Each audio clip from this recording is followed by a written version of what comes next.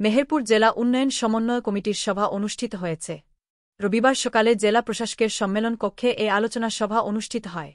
জেলা প্রশাসক সিফাত মেহনাজের সভাপতিত্বে উন্নয়ন সমন্বয় কমিটি সভায় বক্তব্য রাখেন অতিরিক্ত জেলা প্রশাসক Tarikul Islam, civil surgeon doctor AKM Abu Saeed, জেলা পরিষদের প্রধান নির্বাহী কর্মকর্তা শামিউল হক, এলজিইডি নির্বাহী প্রকৌশলী সাখাওয়াত হোসেন, জেলা কমান্ড্যান্ট কামরুজ্জামান, জেলা শিক্ষা অফিসার হয়রত আলী, জেলা প্রাথমিক শিক্ষা অফিসার রুহুল আমিন, জেলার নিজামুদ্দিন, জেলা মাদকদ্রব্য নিয়ন্ত্রণ অধিদপ্তরের সহকারী পরিচালক মিজানুর রহমান, সদর উপজেলা নির্বাহী কর্মকর্তা খায়রুল ইসলাম, গাংনী উপজেলা নির্বাহী কর্মকর্তা প্রীতম সাহা, মুজিবনগর উপজেলা নির্বাহী কর্মকর্তা পলাশ মণ্ডল।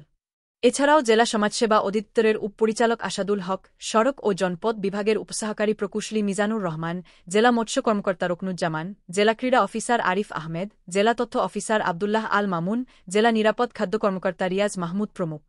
গ্রন্থনা অধ্যক্ষ মহসিন আলী আঙ্গুর, সম্পাদক ও প্রকাশক, মুজিবনগর খবর.com, মেহেরপুর।